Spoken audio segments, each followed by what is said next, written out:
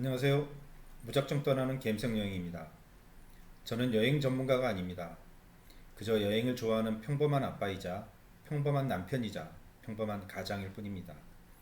그런 제가 여행 유튜브를 시작한 이유는 좀 더 유익하고 재미있게 여행을 다니기 위해서입니다.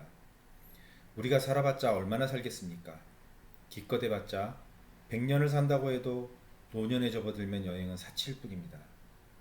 여행은 다리 후들거릴 때 가는 것이 아니고 가슴이 떨릴 때 가라는 얘기가 있습니다. 하지만 우리나라 대부분의 부모들의 모습은 어떤가요? 아이들 뒷바라지 하다가 늙어서 여행을 가는 게 대부분입니다. 그렇지만 다리가 아파서 먼 발치에서 관광지를 보고 올 뿐입니다. 그래서 여행은 최대한 젊었을 때 가자는 게 제 삶의 모토입니다. 돈 열심히 벌어서 엉뚱한 데 쓰지 말고 팔팔할 때 여행을 다녀야 합니다. 철학가이자 수필가인 알랭드 보통이 이런 얘기를 했다고 합니다.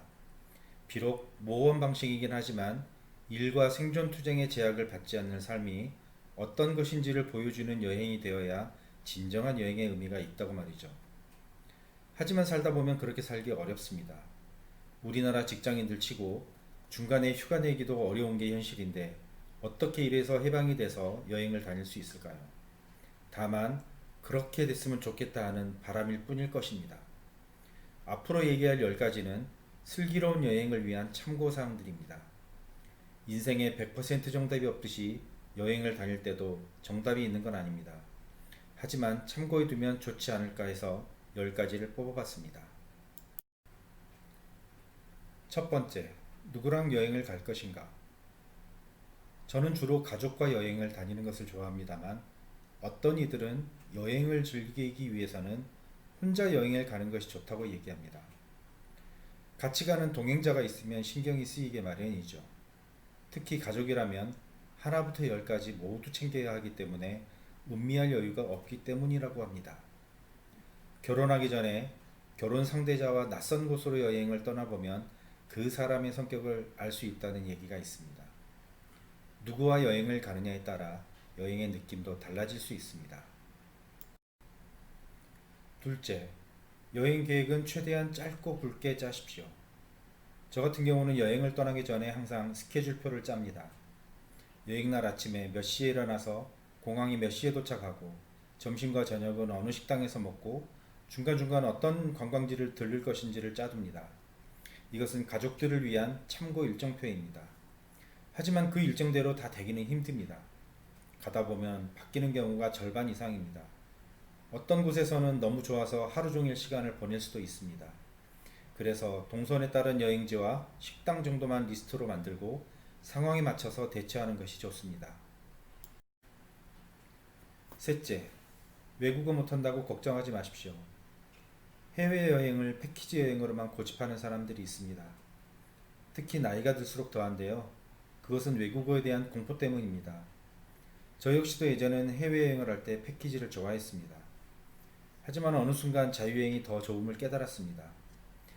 중학생 정도 수준의 영어면 어느 나라 가서도 여행하는데 아무런 지장이 없습니다. 정말 영어도 안 통하는 나라면 어떡하냐고요? 통역 앱을 쓰시면 됩니다. 넷째, 여행지에서 헤매는 건 너무 당연합니다. 난생 처음 가본 여행지에서 내비게이션처럼 정확하게 다닐 수는 없습니다. 혹시나 동행하는 사람이 헤매는 모습을 보며 짜증낼 수도 있습니다. 하지만 다양한 것을 구경하고 경험하기 위한 여행자가 무조건 앞만 보고 걷는 것도 좋은 모습은 아닙니다. 길을 잃고 더 낯선 곳에서 더 좋은 경험을 할 수도 있습니다. 우리 인생도 마찬가지가 아닐까 싶습니다. 여행지에서 헤매는 것은 더 많은 것을 보고 더 많은 것을 경험하고 더 많은 사람과 만나기 위함이라고 생각하면 좋습니다. 다섯째, 많이 보는 것보다 자세히 보는 여행이 좋습니다. 수박 겉핥기와 같다는 말이 이럴 때 쓰는 말이라는 생각이 듭니다. 많이 보려고 하다 보면 정작 중요한 것들을 놓칠 수가 있습니다. 숲을 보기보다는 나무를 보는 게 좋습니다. 패키지 여행이 많은 것을 보여주는 여행이라면 자유여행은 조금 보더라도 더 자세히 보는 여행이 아닐까 싶습니다. 예를 들어 일본 도쿄에 갔는데 관광버스로 주요 도심을 지나서 오사카로 갔다고 하면 도쿄를 갔다 왔다고 하기에는 무리가 있습니다. 적어도 한 도시에 하루 정도는 있어야 진면목을 볼 수 있을 것입니다. 물론 이것도 매우 부족하지만 말이죠. 여섯째, 박물관은 맨 나중에 보십시오. 제 주변 지인들 중에서도 여행을 가면 박물관이나 미술관을 빼놓지 않고 가는 사람들이 있긴 합니다. 박물관이나 미술관이 그 여행지의 역사와 문화를 압축해 놓은 공간인 것은 맞습니다. 하지만 살아있는 것이 아니고 박제해 놓은 과거일 뿐입니다. 전 세계 어디에도 볼 수 없고 그곳에만 있는 곳이 아니라면 박물관이나 미술관은 시간이 남았을 때 가장 마지막에 가는 것이 좋습니다. 일곱째, 기록으로 남겨두는 습관을 가지는 것이 좋습니다. 남는 건 사진밖에 없다는 얘기가 있습니다. 기억은 유한합니다. 거의 한 달에 한 번꼴로 가족여행을 다니지만 각자 기억하고 있는 게 다릅니다. 사진은 가장 기본이고 글도 좋고 요즘에는 스마트폰 성능이 좋아져서 영상으로 남겨두는 것이 좋습니다. 자신이 나오는 셀카가 싫어서 사진을 안 찍는다고 하는 분들도 있는데요. 그럴 땐 풍경만 찍으십시오. 사진을 찍는다고 해서 앞으로 몇 년 안에 다시 볼 확률은 희미하지만 언젠가 인생을 되돌아볼 기회가 온다면 멋진 추억이 될 것입니다. 여덟째, 현지 음식을 최대한 먹어보십시오. 패키지 여행 다닐 때 가장 싫은 것 중에 하나가 꼭 한국 식당을 데려가는 것이었습니다. 그 나라의 문화를 체험하러 여행을 가는 건데 한국 음식이라뇨. 그 나라 음식이 입에 안 맞는 것은 너무 당연합니다. 음식이나 환경이 낯설고 불편한 건 당연한 것이고 그 고생을 돈을 내고 경험하기 위해서 여행을 다니는 겁니다.